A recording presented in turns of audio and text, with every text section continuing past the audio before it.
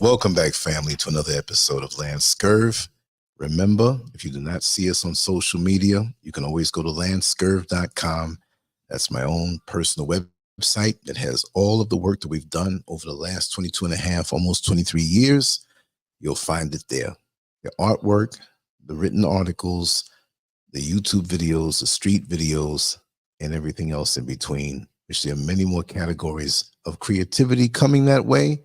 So I want you to be able to experience it. So always make sure to go there and leave a comment, because that is my platform. These other platforms we're passing through. There's a lot of censorship going on, and we have to watch what we say, right? But not there. We can say what we want. And that's the kind of person I am. Shoot from the hip. But those kind of people are not so appreciated in this world anymore. What can I say? Anyway, whoa. This is going to be a short one. I always say that, and they always end up being the longest, right? But on Saturday night, which for me, it is Sunday morning in West Africa, Ghana. So I'm a few hours ahead, of course, 5 hours ahead. So if this is 12:13, that means it's, what, 7:13 on the East Coast. But I'm going to drop this before I sign off tonight. We have more shows that are going to be coming. I haven't made the links yet. But I've been talking to a few individuals who are going to be coming on. We're going to do something a little different. That being said, I want to sometimes, not always on a Saturday night, but I want to get on and answer some of the interesting comments or inquiries that come through in the comment section. If there's something that you'd like for me to answer, I'm not a guru. I'm not a psychic. I don't mean on that level. Of course, I'll always give my opinion, but you can leave it in the comment section and say, hey, you know, Lance, I'm leaving this comment. I want you to deal with this comment. If it's something stupid, I'm not going to deal with it, right? But if it's something worthwhile, we'll cover it. So that's why I say I don't know how long I'm going to answer these questions. I have 3 that I want to answer, and they're unrelated, but I do want to answer them, right? So the first one I'm going to answer, and really all of them that came through that were interesting. I said, whoa, these are some deep comments here, right? Craig Johnson, 94, my brother. Always there to support, always leaving comments. You're not hiding behind the tree and peeking, afraid to show yourself. There's a lot of those too. New pages made. Folks don't want to show their face. I understand. You still like the show, but you're not going to support it. It's cool. It's cool, because Lance is going to keep on doing what he's doing. Anyway, about 7 hours ago, Craig Johnson, 94, he asked this question. He said, how does a good, ambitious person whom was always sabotaged, nothing ever worked out, although much later in life, the universe seems to be working in your favor now, although it seems too late? And that's what kind of stoked my creative juices to come up with a few words and speak on this, because, Brother Craig, a lot of us can identify with what you said. I can identify with what you say. But the thing is, I'm not saying you think this way, but like you said, it seems too late. But remember, perception is reality. And if you perceive that, it's going to become your reality. Me, I don't know about anybody else, but I have the enthusiasm of an 18-year-old who just got out of high school. That's just the way I am. And I know my chronological age, which is 60, but so what? So what? Doesn't the sun shine down on me too? When I hear a good joke, don't I laugh? When I have a good meal, doesn't it taste good to me? It doesn't matter. It's never too late. It makes it actually that much sweeter when you've gone through the trials and tribulations of this world and this life, when you finally get to bite into that sweet pie of your peace of mind and success. And again, success does not just mean money. It means a lot of different things for different people. And a lot of us have been brainwashed into thinking that success has a certain look, that success means this or that. Well, who said that success meant this or that? Many of us who are brainwashed, and again, I'm not saying this towards you, Brother Craig Johnson, 94, speaking overall, that was a starting point for me to kind of rant on this. And I'm going to actually take to the streets sometime this week, right? And I'm going to ask people, what is success? Tell me what it looks like. Is it something you have? I'm not even going to say that. Tell me in your mind, for you to be successful, what does that look like? And I know the majority of people are going to say, well, I'm going to have this nice car. I'm going to have this nice house. I'm going to have the perfect mate. Oh, yes, the perfect mate. Totally faithful and supportive and in my corner and not putting other people over me and, the good stuff. And some people may not answer it that way. But I'm willing to bet that unless you get to a sizable age, where you have a little more wisdom and you realize that success is not just the material stuff, right? But most people will say that. I guess most of you can agree. More than 51%, more than 50%, the majority. It could be as small as 51%, all the way up to 99%. But nonetheless, most will think that. And I'm not going to get you or get mad at you for that.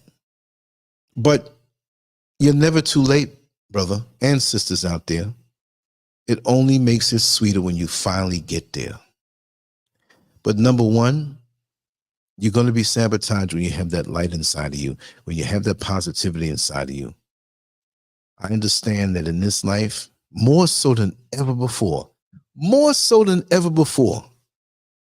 that people will work so hard to sabotage you. When you said, how does a good, ambitious person? They don't want to see no good, ambitious person.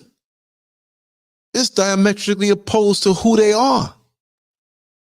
These entities can smile with you, can say motivational words with you, but they do not have your light. So this is why they're put here to sabotage you. Therefore, you never give them the victory of their sabotage. And like you said, nothing ever worked out. Although much later in life, the universe seems to be working in your favor. It may not have ever worked out, but it did that for a reason. Because when you finally get it, when you finally achieve it, you deserve it. And you know what? It's that much sweeter. Most people don't realize that. I'm not saying it's not sweet to get to where you have to go or to manifest the seeds of greatness inside of you at 20 years old. I just picked that number out of the air. But the bottom line is you don't know life like you will when you're 40, when you're 50, when you're 60. I'm not saying the next person knows more about life than you if they're those ages. I'm just saying you on your personal path will be a better version of yourself, or more well-honed version of yourself, a smarter and wiser version of yourself. So that as time goes by and you see the passage of time, you understand how things you can gain quick, you can lose them quick. But when it's hard earned, it's that much sweeter when you reach it. So when you finally get there and take a bite into that success, you're not thinking about what age you are. You're thinking about, well, I finally got here. I finally made it. And all of the thoughts of age and how much you got stepped on and people sabotage you, it dissipates. Do you think where I am right now in my personal life, where I want to be, nobody's going to take that joy away from me because I know how hard earned it was. If I achieved this at 20 or 25, yes, maybe I would enjoy it. But after all those years working on those jobs that I didn't want to be on, with those people who I didn't like and they didn't like me, and I'd get up out of the bed and say, oh God, I don't want to go to work tonight. And I worked a lot of night jobs. That was even worse. Everybody's getting ready to go to bed and I'm getting ready to get up and go to work. Oh man. But you know what? I learned from those days. And I tell you, these days are sweet. You have little things that annoy you, but overall, nobody can stop this joy. Because I learned, I took the bumps and bruises in life. And I understand now. You see, you can't read about it and get it. And now, let me just say, it doesn't mean that you can't learn it earlier. There's some very wise people in the chat room. Sister Yala, Fetty, Riri, George Harris, Gifty, Sine. You caught me. I thought about you. I didn't know if I did a good job distributing everything. And again, I said this is not going to be something super long because I'm feeling the fatigue. I won't put my head down, but you never know. I might get up in the middle of the night for me, which will still be the evening for you. And I know it's early somewhere on the East Coast. Hint, hint, hint. Like, wow, like 3:22 or something like that. Is it 3? Yeah, maybe 4:22. I'm not sure, but over there, that's a long reach. Technology we can use for such a wonderful thing. It doesn't mean that relatively you can't get better with each succeeding year. But you don't want to wait too long now. But when you live life and you can put everything into perspective, it doesn't bother you as much because you understand. See, things that would freak us out when we're 16, 17 years old, situations and different things, it may still bother us, but it doesn't freak us out as much because we've been trained through the trials and tribulations in life. You see what I mean? Yes, Gifty, Pastor Miles Monroe, I met him.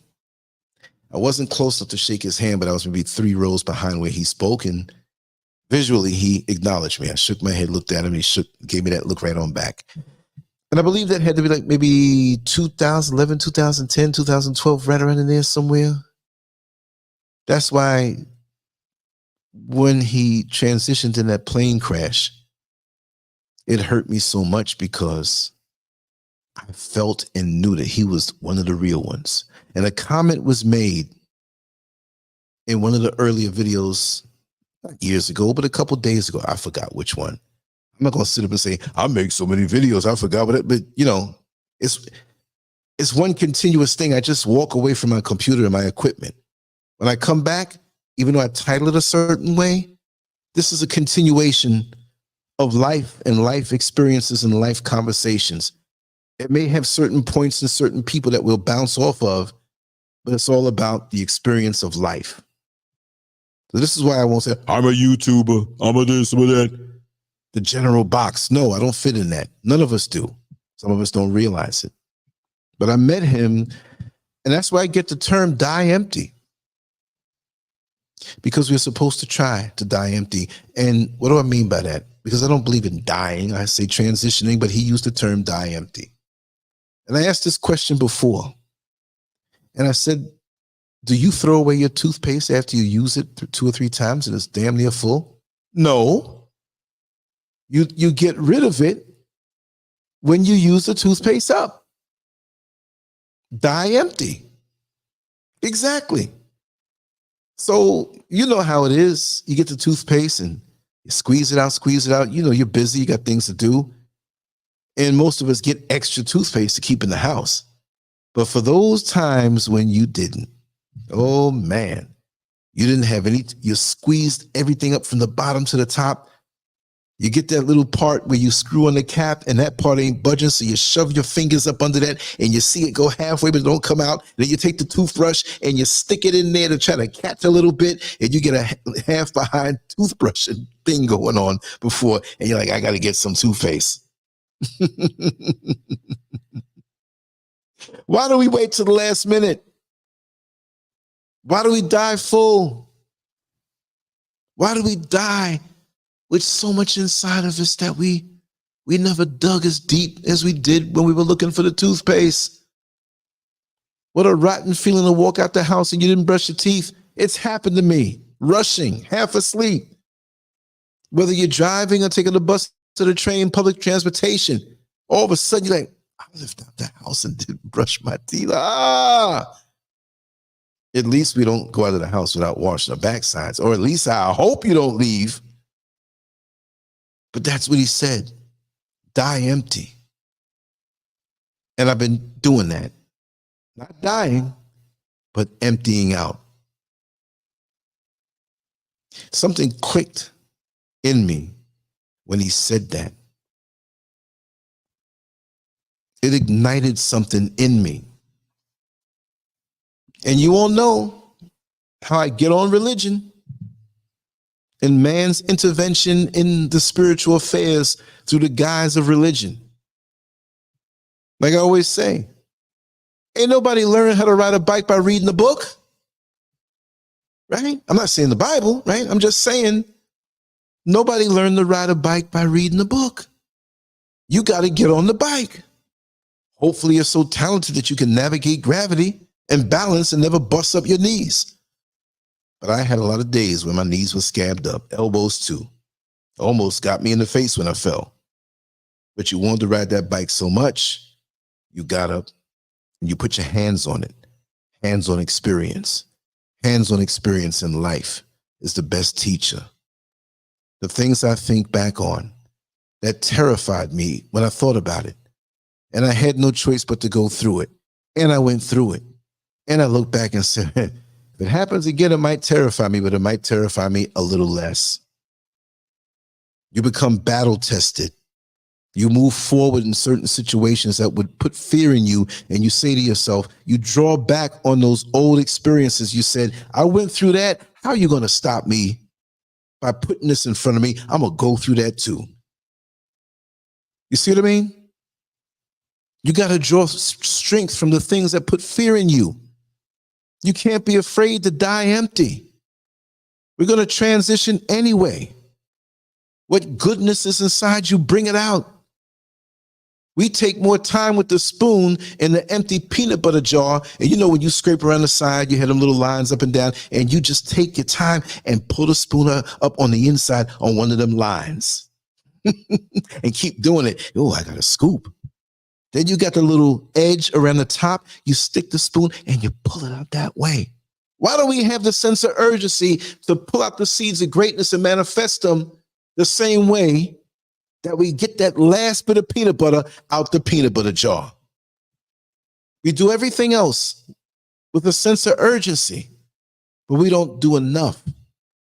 And so there's not a day that goes by where doctor, pastor, and so many other words around him, Miles Monroe, doesn't cross my eyes, because when he said that, he kept looking at me. I'm not trying to amp the story up. He was talking to a bunch of people. He wasn't up high on a pulpit. I believe it was the juvenile detention center where he was speaking. And I don't know how we found out about it or ended up there, but there are a lot of young men around and a lot of regular folks that were sitting in there. And when he was speaking, oh, I felt it. He wasn't just a jackleg pastor. I believe he was a man of means also. But after that, I began to follow him, and he was putting in the work. So why shouldn't he be made able to get around? Because he's saying the real thing. He didn't even ask for money. He was just doing the damn thing. And he wrote a whole lot of books. I think it was like 69 books that he wrote. I'm trying to get on my first one. 69 books. There was no cheating, no chat GTP or GPT or whatever. Ghostwriters. He did it old school, and he had something to say, and he left something for us. You see, sometimes we don't miss a person until they're gone, especially when there's a work to be done. I don't care if you're selling shoes on a street corner. The day you need shoes, or you realize the shoes you put on to go to work are busted, you're going to go looking for that man, because he has a reputation for doing what he does. And this goes for women too. When I say man or an example, I mean both sexes. But it's never too late. It just makes it sweeter when you finally get that plate of food. You ever go on a long buffet or some type of event where they have the food laid out and everybody runs up? Let me tell you something. The first person who gets the food's going to taste good, hopefully. The second person.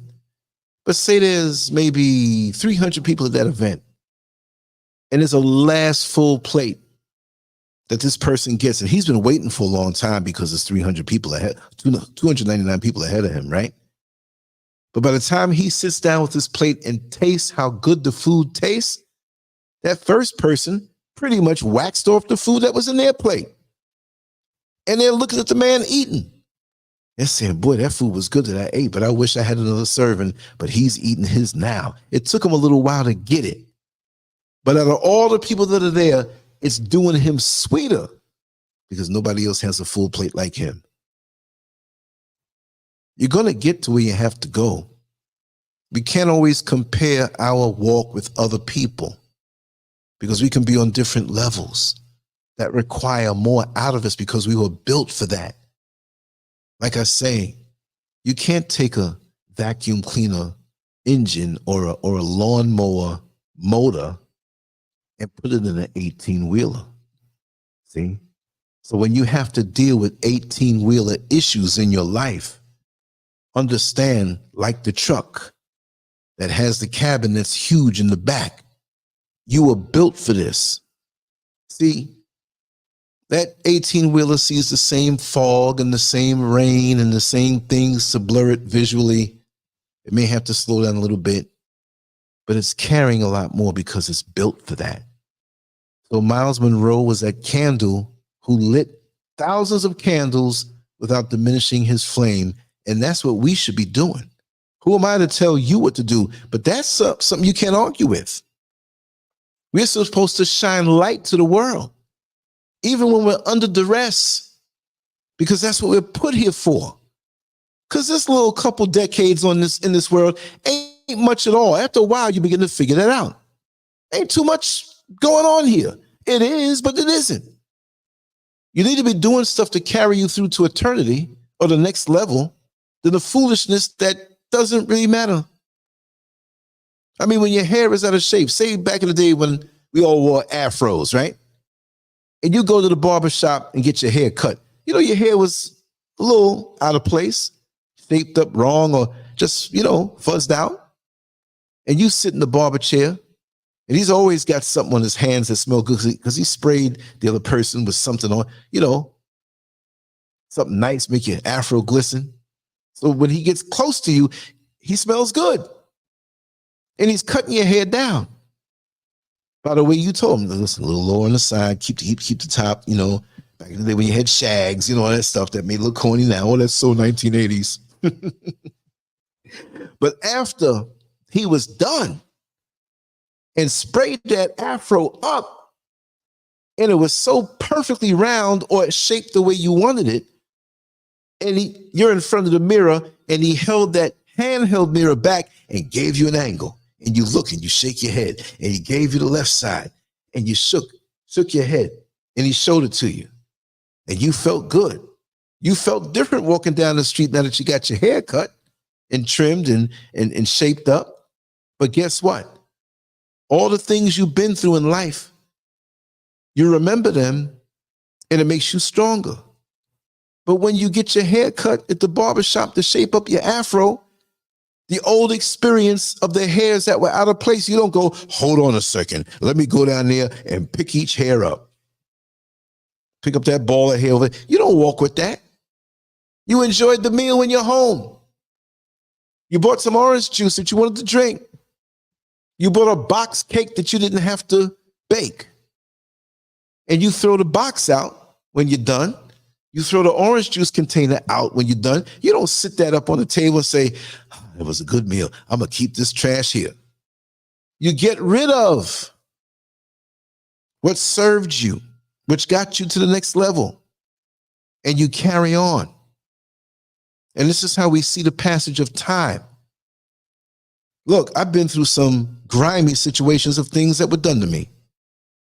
I don't say, well, back in 1983, this girl broke up with me. In 82, the other one stopped talking to me. And in 1985, I've seen people go through their whole life talking through things year by year.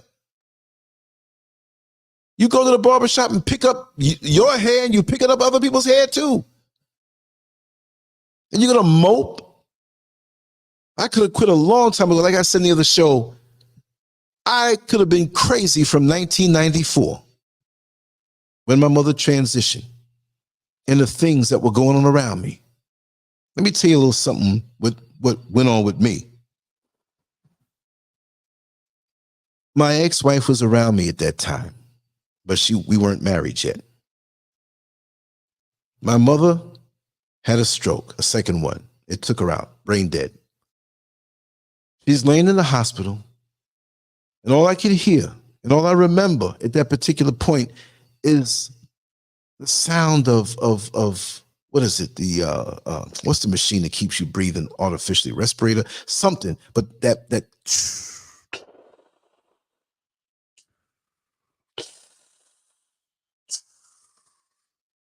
and I could see that there was no life in her face. She looked to be a little dehydrated. They had things off. My next door neighbor, who eventually stopped speaking to me for petty reasons, she was there. The one who I was yet to marry was there. My old girlfriend of 8 years showed up. Nobody told her. We broke up the year before. She came in there with her fake self, trying to appeal to me because she felt guilty. It's okay, we broke up. No need to feel guilty, but hey, I appreciate you coming. I told her that. All the while I'm hearing the sound. And I'm seeing my mother's chest cavity rise and fall with no life. She was a vegetable. I knew in many conversations that we had that she told me, Lance, if I'm in a situation where there's a machine keeping me alive, it's almost like she knew. I mean, this was when she was much younger, when I was much younger. She said, please let me go. Don't keep me there. Don't keep my soul trapped. Don't keep my consciousness on this level. And it's time for me to leave the body, but I can't because I'm being kept alive artificially. And I heard that in my head. Now, my old girlfriend asked to speak to me in private. I didn't see nothing wrong with that because she knew my mother quite well. And so when I went outside in the hall to talk to her, she hugged me. Not out of concern for my mother and the times that we all had together, but now she's trying to appeal to me for whatever reason I don't know. She's like, who is that other woman in there? Is that the one you're seeing now? You need to come back with me. You need to be back with me. She didn't mean it. She saw me on my way to my new life. And for whatever reasons. So now, the plug was pulled. I was laying in the bed the next morning. The night before, I spoke to the whole staff and I filled out paperwork. My mother was on that machine for a couple of days while I was deep in thought and kept calling to see if there was any increase in brain activity. There was none. What little it was, 2 or 3% was gone. And yet I held on for another 2 or 3 days. So when I was at the hospital, I told them, I said, listen, I'm going to gather a couple of close friends. Of course, we're going to have a ceremony, but I'm going to gather a couple of close friends. And I think it's time. Personally, my mother told me about this situation, and I'm going to pull the plug tomorrow. All right? So we'll do this tomorrow. The Indian doctor, the doctors told me, fine. You have to fill out certain paperwork for certain legalities and certain reasons. I was so smashed when I went home. I looked at the time and I said, wow, it's 1 o'clock in the morning. It's 11 more hours. Or rather, sorry, 1 o'clock in the morning. 11 more hours. 2 o'clock in the morning, 10 more. I didn't sleep much. And I knew I'd be up on time to go to the hospital. So I finally dozed off about 4:30 in the morning. I said, okay, I'll wake up at 10. I'll go straight over there. Because it's something I really didn't want to do, but I had to. The phone rung 6:30 in the morning.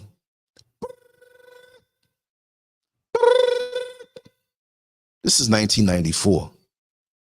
We had bootleg, zapped cell phones, but that wasn't a cell phone. That was my house phone. So who's calling me this time of the morning? So I picked the phone up. Voice was all jacked up.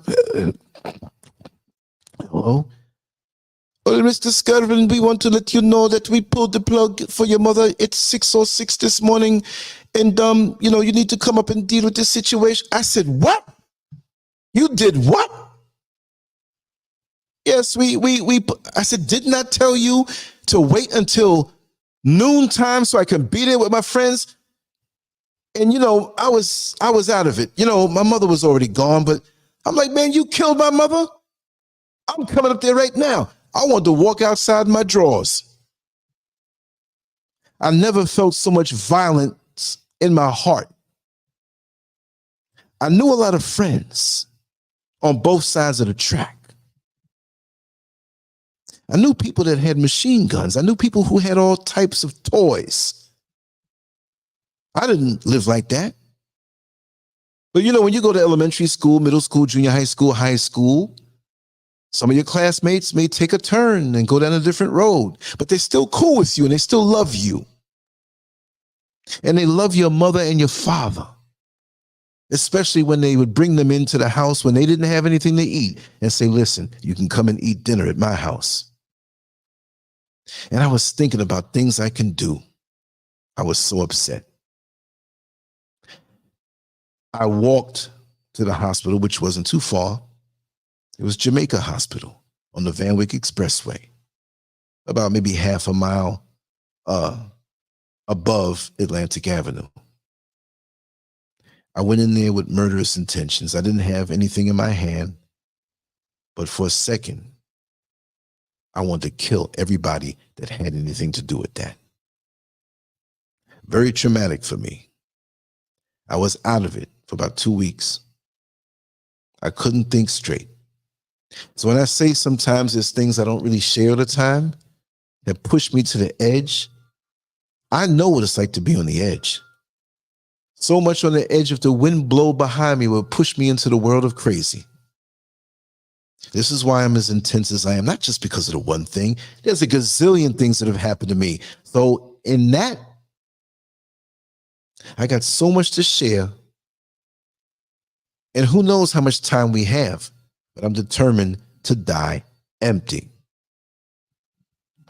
For those who don't know Mr. Miles Monroe, I can't claim to know. I know him. I know him through his work, but I met him. If I had the chance and thought about it, I would have reached over and stayed. We left a little earlier because someone else spoke, but he was still there. I would have went over to him and shook his hand.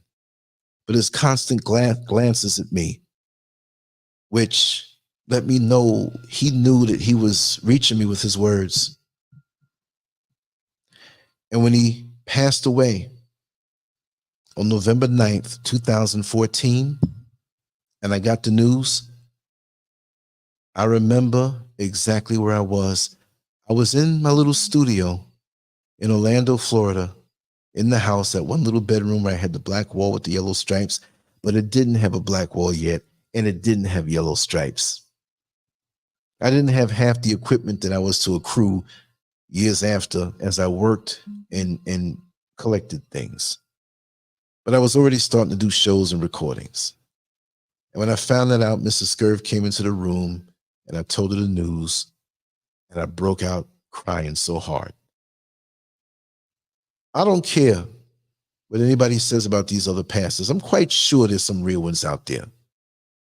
But I know that one there man, that man right there, I know he's the real thing. And yes, he would call himself pastor, and I guess he considered himself a Christian, whatever. But at the root, he's the real thing. Look at how many people claim this and claim that, and they're fake and they're false. I happen to know some personally. You might know them too. They claim everything about African spirituality, and they really use it as a cover for the damn occult that they're involved in. I'm not calling African spirituality the occult. No, I'm not. But they use that as a cover for their weirdo occult events that they go to with their weirdo animal sacrifices going against somebody else. If you are righteous in your heart, I don't care who you are, why are you doing something to go against somebody else? Because your ego can't stand that they exist and you have a light inside of you that they can't replicate. You have gifts and talents that they despise because they can't do what you do, so they have to snuff you. Like I said, whether you believe the story or not, I'm going to say it again like I said it yesterday. It could be allegories, it could be stories, it could be whatever, it could be real. Let's not argue about that. But Judas was sitting right up next to Jesus, plotting his death because he's envy. Of his envy. Cain killed Abel because of his envy. You see what I mean? So here we have people who whisper into your ear to try to discourage you, to make you feel like it's too late. Like I said, when I promoted the show, I just made this banner, put this together, and I decided to talk about this stuff. It comes naturally for me. There are people who despise that. I don't verbally plagiarize anybody. We sitting at the bus stop right now having a conversation. We sitting in the diner right now. You sitting across from me. Maybe we don't know each other, but we struck up a conversation. It comes from the heart and it flows so easily. I can't help that. That's the way I talk. And after this, I'm going to go to bed and have a nice deep sleep and get up and do it again. Let's do it again. Do do do do do do do do. But we need to take note when real words come to us. Here I am. What? November 9th, 2014, he transitioned. For you, it's still November 11th. For me, it's November 12th, Sunday, because of the time gap. From America to West Africa. But ain't it something that we're damn near talking exactly 9 years after his plane hit that crane? Let me read a little Wikipedia for people who don't really understand who he is, and I'm going to move on to the next one. Miles Monroe, born April 20th, 1954, transitioned November 9th, 2014, was a Bahamian evangelist and ordained minister, avid professor of the Kingdom of God, author, speaker, and leadership consultant. He founded and led the Bahamas Faith Ministries International, BFMI, and Miles Monroe International. He was also the chief executive officer and chairman of the board of the International Third World Leaders Association and president of the International Leadership Training Institute. Dr. Monroe was the author of numerous books as well. Monroe and his wife died in a plane crash on November 9th, 2014.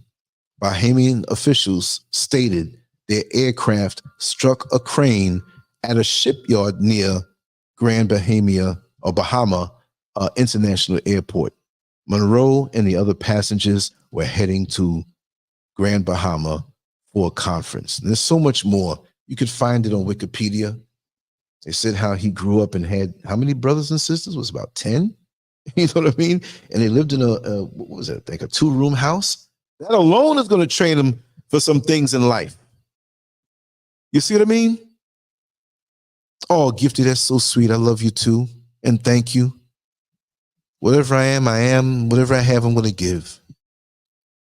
You know what I mean? I'm not going to sit here and be like, yes, I'm this and I'm that. No. We're just hanging out and we're talking real. I can't talk any other way other than that. I'm not here for some performance. I'm not here to talk in an anal retentive way and, oh, this is the Lancescurv show and I'm going to talk today about this. No, I don't have no notes in front of me. I just had the Wikipedia for the facts so I can share it with you, because some people will be like, who the hell is that? I want to say a few things because I honor that man. Don't care if he was Buddhist or into Judaism or Islam, whatever. the spirit he had. And let me tell you something about these religions. It's about spirituality. But religion is put there to quicken us and strengthen us to become. It's a launching pad. Some of us run into it, but it's been tainted. It's kept us on a runway where we don't take flight, spiritual flight. Most of them don't do that. You got to take it upon yourself to reach for your level or higher level of ascension, because it's become so much of a business. Didn't T.D. Jakes say Jesus is a business? Do you think Miles Monroe would say that out of his mouth? Yes, there are business aspects to running organizations of that size, but he was a man that he made himself accessible. He was right in front of me, talking like a regular dude. And he stood after and talked to people. And I should have had man, if I had my camera, if I knew, but we never know. We never know. Look at that. Brother Mike Hamer transitions. And we're all going to transition. This is why I'm hurrying up, not hurrying up to die, but hurrying up so I make sure I'm empty. And being empty doesn't mean you're just going to die right after that. But what a joy to walk around empty. After a big meal, don't you like to go to the bathroom and walk around empty? Do you want to walk around with the food inside of you? That's not too comfortable. You want it out of you. You want the nutrition, but you want to feel light. Because there's too many people walking around with food in their gut from 3 Thanksgivings ago. You don't want, how terrible, how stink. So when you have gifts inside of you, you want to get them out. I'm excited. I'm so excited about tomorrow. I'm tired right now, and I'm excited about tomorrow. If the sun came up and said, let's start, I'll jump right on it with my tired self. Because you got to have the enthusiasm for life as much as you can. Because when it's taken away from you, that's it on this level. You got to do it every day, whatever it is. You got to think it every day. You got to reach for it every day, even sometimes when it seems like it's impossible. You got to fight. Your opponent is beating you down for a couple rounds. You know you got a little more strength in you. You pull up. You got one eye left. The other one's closed. Your tooth is knocked out. Your nose is bloody. Your arms are heavy. But you keep punching. You got to give 100% of whatever you have. I've said it before. Some days we wake up, we feel like we're 200%. Well, use it. Some days you wake up, you're 60% of what you had the day before. And if you had 100% the day before, and you're 60% now, what you going to do, quit? Oh, man, I only got 60%. I can't do like I did yesterday. Well, you gave 100% yesterday because you were 100%. If you're 60% today, give 100% of the 60%. Whatever you got on your plate, you got to do what you got to do. I don't care if it's 12%. Give 100% of the 12. It's not about if you have 100%, give 100% of whatever it is you have. So it's never too late because you're still here. There's something that you can give. You may be beat down, but there's something you can give. There's that one more punch you can throw in the battle and challenges of life. And that just might be the one punch that knocks out the opponent who's ahead on points every round, beating you down. I saw a fight. You know I'm a big fight fan. This had to be March of either 79 or 80. Let me check. Let me see how bad I am. It was Mike Weaver fighting John Tate. I said what? I said March of either 79 or 80. Let's punch it in. Let's see. Okay, let's see. It's not giving me a date. Okay, let me pull this up. I know it's going to say the date on this one. Let's see if I was right. And I'll tell you why I brought that fight up. Matter of fact, okay, wait now. Okay, they're giving a history on this. Okay, it was March 31st, 1980. I was right. I said it might be 79, but I said March 1980. Me, my friend Manny, and Mike, we were sitting in front of the TV in my house watching this fight. And John Tate pretty much waxed up Mike Weaver. So a 15-round fight when they used to have 15-round fights, right? And I'll drop that in there for those who watch this afterward and want to look at it, right? John Tate was putting on a clinic on Mike Weaver. And here we are on the 15th and last round. Same thing. John Tate was on his way to a sure victory. And I forgot what punch it is. I won't say I know exactly. I got to watch the fight again and relive it. But Mike Weaver came out of nowhere. I don't know if it was one punch or two or three. He was fatigued and beat down.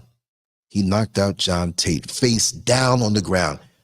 I remember him jumping up so much, he fell down on the ground too, like he just got knocked out. It's never too late. So if you're in the 14th round and you lost all 14th rounds, you're going to quit in the corner? As long as you're in the fight, there's a reason for you being there. It's not decided yet. You could be 80 years old. And you listen to the naysayer, you're 80 years old, what you doing? Look at Dr. Aday, 85 years old. Giving lectures and putting on clinics and teaching you things that the school would never teach you. Doing shows, and the first show we did was 10 hours. You remember that? Those can be destructive on the body sitting there that long. He broke it down a little bit, but it's just as intense. And ain't no 30-minute show either. He gets into it. So it's never too late. Look at what she's doing now. Maybe she wasn't the way she was now back then. She was in her formative years. And maybe had to come up the traditional way in academia and learn everything of what they want you to learn. And after a while, she said, wait, hold on a second. I'm researching some things that don't go like this. And she went her own way. It's never too late. We all get discouraged. We all feel down. It happens to me. But my 50% lots of times is 200% for somebody else. And I know that because I've learned how to train my mind to think from a very young age, thanks to my parents. But there are days and I'm like, this is going to be a little rougher here. But you know what? I don't care what I got in the tank. I'm giving 100% of what I have. So don't worry about what's in the tank. Give it all. And when you give it all with no fear, the Creator sees this and he'll fill your cup right back up. Don't worry about it. Face each day knowing that you're going to be closer to your victory. This is why the naysayers that get up in these DMs and Discord and chat rooms and coming around with, reach out to me, let's talk, ain't producing a damn thing, moving closer and closer to the day when they find them dead at the keyboard. They ain't taking 100% of nothing. And that don't count. Using 100% of zero. Activities that's not going to make any change in anybody's life. This thing, social media, can be a very good thing, but for many, it's a crack pipe. You're a suspended animation. You're pre-embalming your mind and your body. You're killing yourself. Dealing on the flip side of this thing that could become a poison, and it's engineered to become a poison for us. Every negative, foul spirit that's out there can get into your brain if you don't have the filter, and you're intaking and ingesting this sugary, sweet sin that's killing you off and stopping you from dying empty.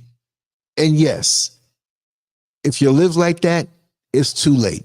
Go on and get a shovel, dig up your grave, and jump in, because you're of no use when you're vibrating that way. I'm sorry to break anybody's bubble, but that's the truth. The day I can't get up and deal with what's inside of me and share it with the world, I might as well just go on and jump off one of these balconies in the back of the house. Just jump off, because I'm of no use. And like I said, the last show and the one before that, The next level of ascension don't want you ain't packing your filth and bringing it with you. You know, I like to gossip. I like to badmouth people. I like to take money and don't pay it back. I like to do all this. Yeah, it's gonna be nice. Just like them buzzers in the department store when you try to walk out with something you're not supposed to walk out with. I don't know how it's gonna go, but you ain't going to the next level with the filth you doing right now. It ain't gonna work. But your pastor's not gonna tell you that. He's going to say all the right things so you can get that little money in the collection plate. Ain't that something? Because for some, Jesus is a business. Miles Monroe didn't believe that, even though he had to deal with the business aspect of maintenance on his buildings, his churches, his organizations. You got to pay to get on the plane and all that stuff.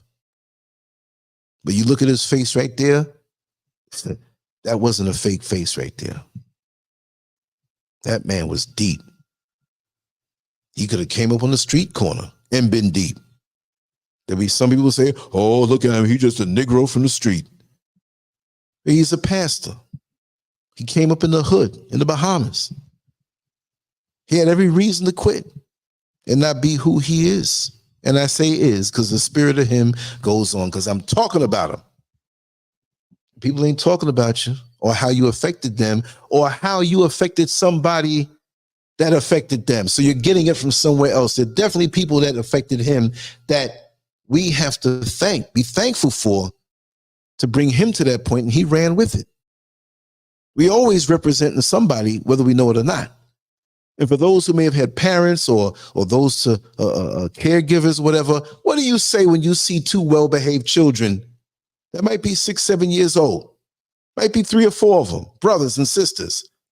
You didn't see the parent. The parents may be off. It's a store or something. They're purchasing something, and they're sitting down in the chair behaving themselves. And you in the checkout line looking like, what the kids see? Some other little kids running around, grabbing stuff, making them. And these kids are well-dressed and sitting there. And you see the mother come up to them after paying for the groceries or whatever she got, and then you're compelled. Say, excuse me, miss. May I say something to you? And she says, yes. You're doing something good with those children because they are so well behaved. I have to say, that reflects on you. So if you claim to be this and you claim to be that, understand you're representing somebody that fed into you. See? But most people don't think that way. They get holy on a Sunday morning. And when Monday comes or even Sunday night, all hell breaks loose because they're not representing those who fed into them. Yeah, we have periods in our life where we don't get it. Some of us get older and don't get it. Some of us never get it. That's bad. They like to pop. They like the corn that never popped in the bag. You bite down and it hurts your tooth. You don't understand. I thought my phone was charging this whole time. Power 15%. But you know what? I'm not on the phone now. But if I was, I'd give 100% of the 15%. Let me just touch on what our friend asked us about. Craig Johnson 64, is that the name in the comment section? Like I said, I'm just answering a few comments that were left all throughout the week, but really a couple hours ago. I'll do this. Maybe it won't always be on Saturday, but things just say, hey, talk about this girl with it. Just maybe I'll do 15 minutes on it. Doesn't have to be a whole hour, right? So I spoke about the first question that Craig Johnson 94 asked. I'm going to say it again.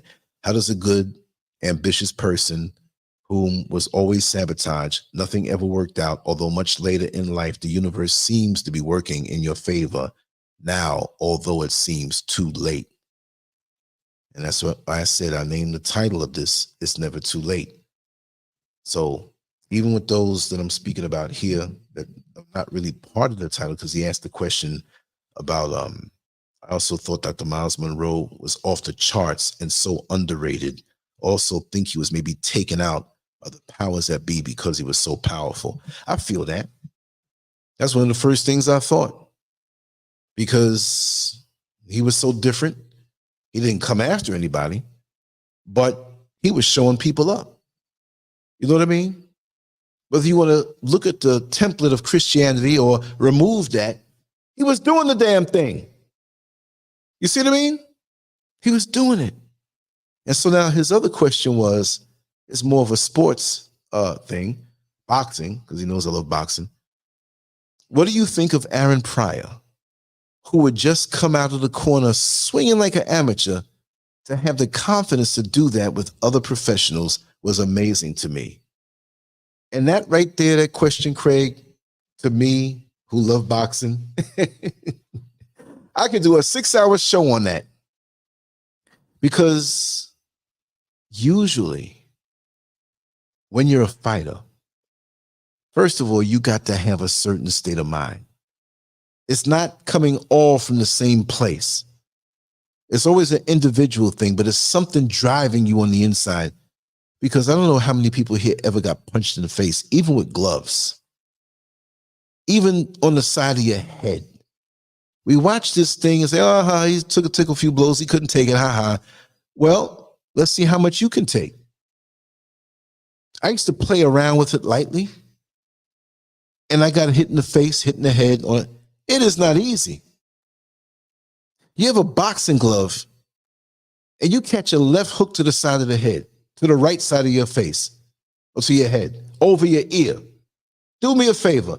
Cup your hand, and put it over your ear, and just tap your head slowly with ever increasing power. And you get an idea of that effect. There was some boxing movie that I watched where every time the guy got hit, they made a sound effect like boom, boom.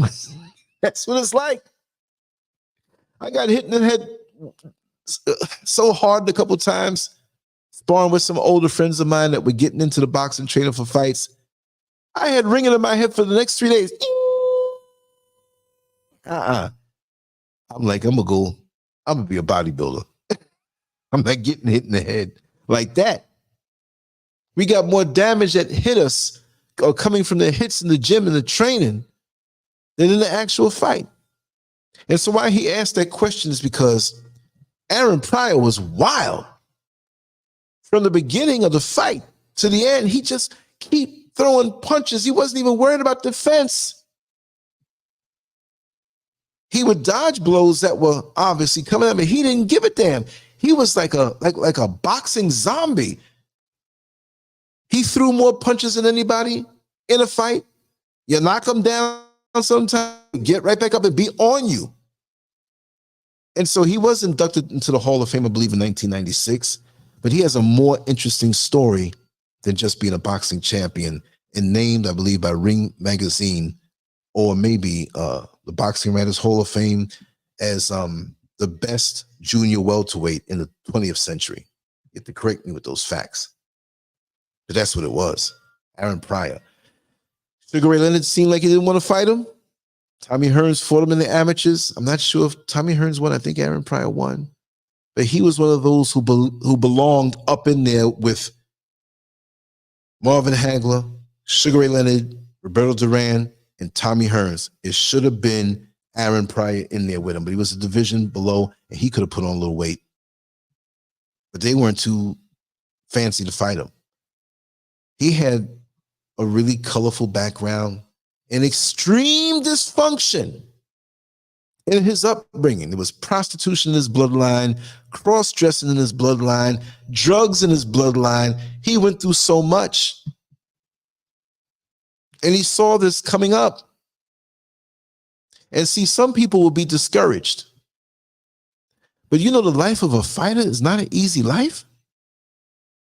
You got to make weight. You got to train every day. You got to spar every day. What happens when you say, man, I don't want to get hit today? You got to do it. Because your opponent for the fight that you signed to fight, he's training, and you got to think, he's up training harder. He's up earlier, running more. He's refusing certain food from his diet. He's got to be strong. He's out there doing it. If I slack one day, he's going to whip me. I can't get all the dysfunctional things in his background. There's been a book and maybe a movie. I'm not sure the movie came out. They were talking about it, but I know for sure that there was a book written about him, and I want to get that book. Because I remember saying, God, dog, he went through all of that? So maybe that's what drove him to be the way he was. Like, I don't give it. I'm going to keep throwing punches. You can knock me down. I'm going to keep on coming at you. Forget style. Determination. Yes, you need style in boxing. You'll, like Floyd Mayweather, hit and don't get hit. It was almost like Aaron Pryor was the opposite. I'm going to hit you and I don't care if you hit me. Because sometimes we can get to a place in life where we want to give up, and some do. And sometimes we get into a place in life where we realize we don't have no other option.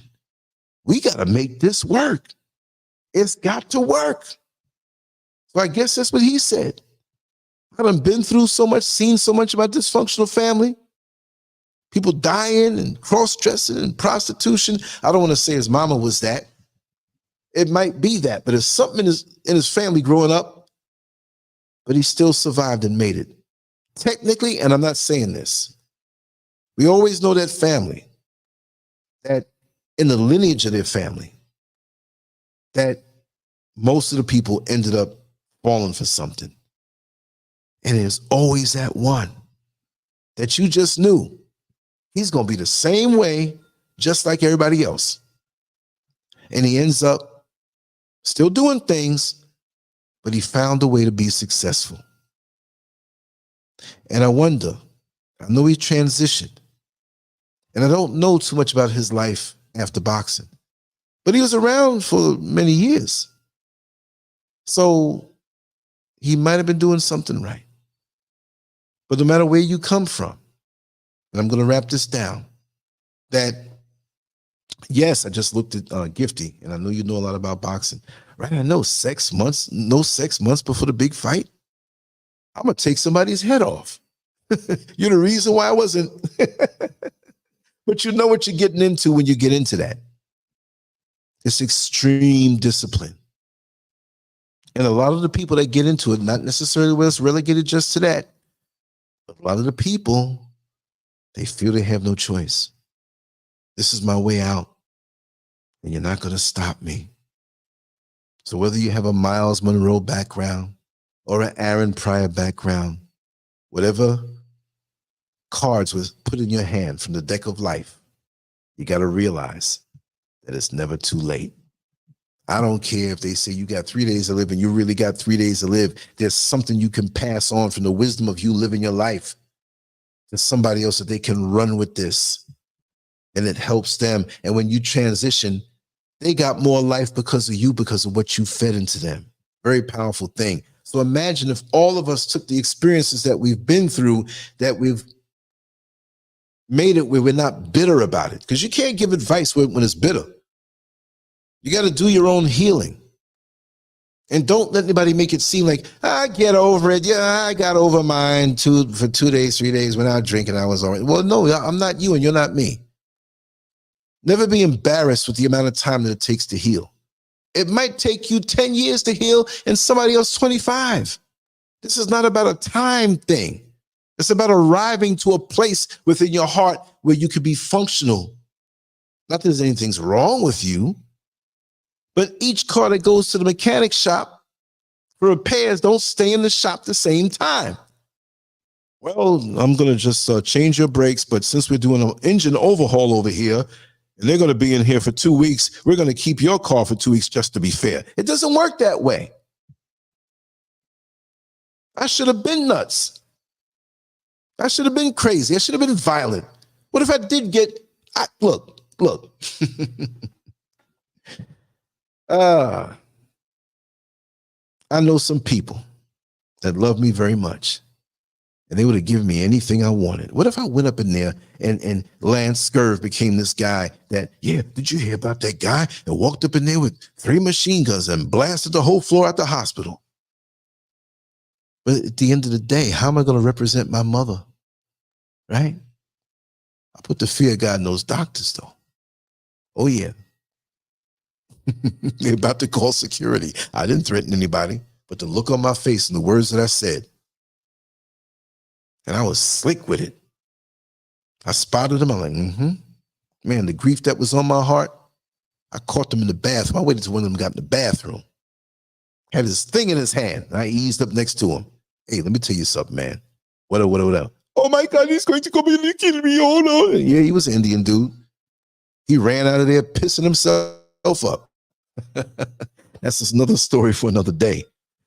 But anyway, I'm just so glad that you all are here. And yes, rest in power, Michael Hamer.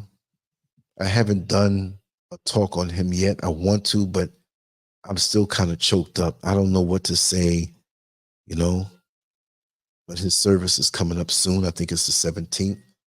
I put it in the community section of this channel. You'll just have to scroll down a little bit and I'll find it and put it up again. But he was doing a good job of transitioning empty. And I think it was about 3 weeks before I heard of his passing. He called me. Hey, Brother Lance, I'm ready to do another one. I said, brother, whenever you're ready, man. He would call me. And, you know, he liked to monologue. And sometimes he liked to talk with everybody else, too. But on the monologues, I say, okay, I hit the button. It's all yours. This is the Rainbow Warrior. Mike Hamer coming at you with another one. He'd talk about the heart and the brain and the way he would say it. You know, it was in such a loving, nurturing way. You couldn't help but, you know, if you're a child sitting up in the high chair and he's kind of to the side of you talking, he had the kind of voice that if the child was crying, it would stop and try to turn around and, who is this talking? Hey, little baby, you don't have to worry about crying. You're safe. See, you got the brain. I'm not making fun of him, but I would joke with him like that personally. You know what I mean? So I was never making fun of him. But I still have to find the conversation between him and Brother Holla, who transitioned around September 2022. You see? In November here of 2023, they both had a conversation that was like about 3 or 4 hours long. And to think that, you know, I was in it, but they were like getting in it deep and I couldn't mess it up. I said, let me be quiet. And as I heard these two brothers speaking, so powerful, I knew this conversation would be a classic that would last years on end. Even if people don't notice it and it has a couple thousand hits, it doesn't matter about the hits. It's the effect that it has on people when they walk away with some light that you shared with them. They may not even know his name or both of their names. They might have forgot their names and telling somebody, you know, these two brothers, I can't forget. I mean, I can't remember where it was. It's this big head bald guy from New York City. It's his show, but what they said that night, I'll never forget. And it changed my life. They wasn't out there with no offering plate. I'm not throwing anything off of Miles Monroe. If he did, it's cool because of the way he is. He was a real one. But all these jacklegs out here, jackleg pastors. So just know that it's never too late. And I want to thank you for being here. I'm going to hit the sack. I might make a phone call or two or make a few text messages and whatever, you know. And I'm just glad to do this. I started this out a little fatigued, and that was an hour and 10 minutes ago. I think I earned my sleep. I'm going to have a nice dreamy sleep and wake up refreshed and be right back at it again.